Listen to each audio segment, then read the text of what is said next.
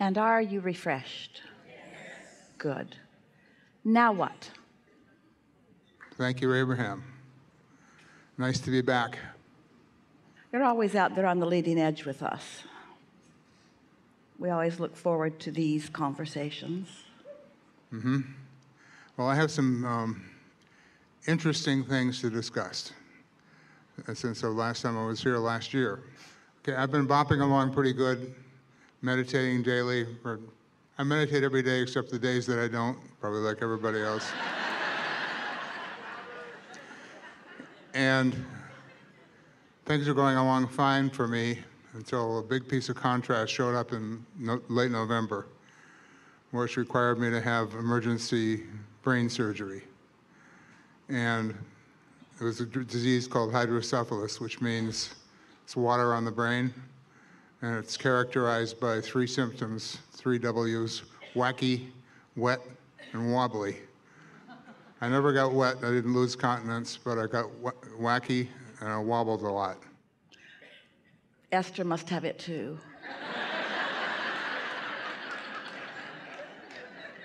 They installed a shunt in my brain. They got a bump right there and a line that runs down and drains into my abdomen to drain off excess spinal fluid.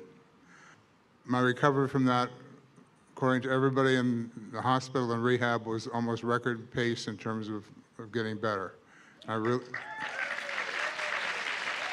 And also, I've mentioned the last few times I've been in the hot seat, I've been struggling to get up because of my back. Much better, thanks to the physical therapy that followed this surgery. So that was leading thing. So now I'm bopping along pretty well, and from out of the blue comes I think I've been getting out ahead of this problem, probably through my meditation. What's happened is I've been watching a cancer blood marker for 2 years. My primary care physician has been watching, well, it could be pancreatic cancer, it could be a gallbladder. It's a non-specific test, and it's creeping up every 6 months. Finally, 2 or 3 months ago, it jumped quite a bit. So he said, we better go take another look at it. They had looked at it with an endoscopic ultrasound 3 years ago. Went for electronic ultrasound, looked at it. Even before going in, he says, your numbers are nowhere near high enough to have cancer. Mine was 300 and change, and the big numbers are 1,000. We don't care. You don't care. We don't care. Anyway, he said, I'm sure it's still nothing. When he came back from doing the electronic ultrasound, he said, you have cancer in the pancreas. The good news is it's in the body of the pancreas, or out on the tail, rather than the head of the pancreas. People who have trouble surviving have cancer in the head of the pancreas, and there's not much they can't operate. Mine's operable. So I'm having an operation. It's scheduled for after this cruise. We almost didn't come on the cruise because of it, but through some fluke, when my wife takes care of all the reservations, she forgot to get insurance for the cruise. So there was a financial factor of not going on the cruise, and you're trapped like a rat. and the surgeon said it's not an emergency, so here we are. So that the chance, only 1 in 10 diagnosed patients have this operable thing. So I feel like I should be screaming with luck, but I'm still fighting the voices that come in, the negative emotion that comes in. I need more help staying positive, and that's why I'm here, and I think that's probably why you picked me. I don't know. It is. You offered some words that we liked a lot. You said, I suppose I've been getting out ahead of it. We're going to tell you a story that's going to feel slight and maybe almost too whimsical for what this situation should be evoking from us, which it will not. Jerry and Esther, some years ago, had some chickens, which attracted some skunks. And Jerry devised a very clever way of putting a live trap in a 55-gallon drum barrel and attracting the skunk in, and he already had some tarps fashioned so that as soon as the skunk was in the trap and in the barrel, he could cover it with the tarp. The two of them put a big tie around it and hauled it out to a place that they newly named Skunk Holler. They hauled many skunks there, started a whole new skunk community. But to do that, they needed a way to haul the skunks. So they bought a terrible looking truck from a teenager who had used it to race in the mud with. And every square inch of the truck had damage on it. But it made a really good skunk mobile. Who you going to call? Skunk Busters. It was Esther's motto. She wanted to start a business. We'll haul your skunks. We have a way to do it.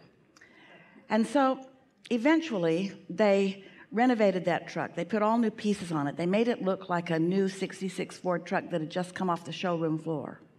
And it was really a beautiful, beautiful truck. And one day they were carrying something in a trailer from Dallas. This was some years ago, and came all the way back. It was a big cargo on a trailer behind this truck. And after they dropped off the cargo and the trailer, they were driving up the freeway, and the truck broke an axle, and it made rooster sparks in the darkness and didn't damage the truck. The wheel went up in the wheel well, and they were right in front of the dealership that would repair the truck. And when they looked at the axle, it was about the size of a silver dollar, the broken axle, and there was just one little line across it where there was metal that had just broken. So they'd been driving that truck around on an axle that was about to break for about 3 years, and had hauled a trailer with a big cargo on it. And when that happened, it made them for a moment feel lucky or fortunate, certainly, but it also felt like a little risk, and why hadn't we known about that? Then they asked us about things like that, and we said, things of a physical nature, because of the resistance in your physical world, and you want that resistance. It's how your Earth stays in orbit, and it's why you don't fly off into space every morning. There's a wonderful thing about the physics of your planet. But there is resistance which does cause wearing on physical things. And that wearing is a sort of inevitable thing. We're talking about the mechanical things, the metal things, but the timing is something that is under your control. And so what better timing than that?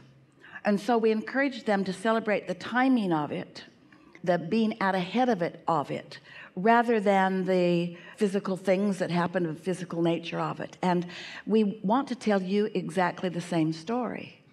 They were your words, I suppose. You said that I am out ahead of it. And of course, you are physical beings. You know you are moving through this physical life experience, but you have more to say about it than any of you are really willing to accept. And so we think you've been saying plenty about it. And we think that through the path of least resistance, things have been unfolding for you in what feels to us like a near perfect way. And so. I have a wonderful wife who takes care of me wonderfully. I fear for her too in this situation because her late husband died of pancreatic cancer. So it's like almost feels like a double whammy. It feels like I'm in a movie or something. I'm going to wake up and it's all going to be over with. Well, we don't usually go off into the vortex and tell you what's there, but you're not going to die of pancreatic cancer. Hooray! You're going to fall off the stage. No. We tried to stop you, but no, you want to come up here.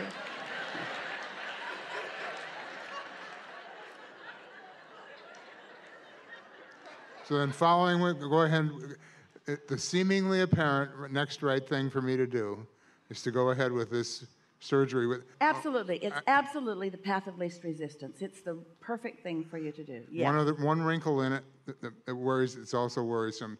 The shunt that they put into the brain, when the pancreatic cancer surgeon saw it, he said, shunt's got to come out. before I open you up. So went back to the neurologist. Easy, we'll take it out. How long before the symptoms return? Nobody knows. Never. Never? The shunt has done its job. Your body is acclimated to the new recovery. The not having insurance on the cruise bought you the time that you want for all of that. Everything's lined up really well for you. Thank you. Yeah. I'll see you in Alaska. Yes, you will.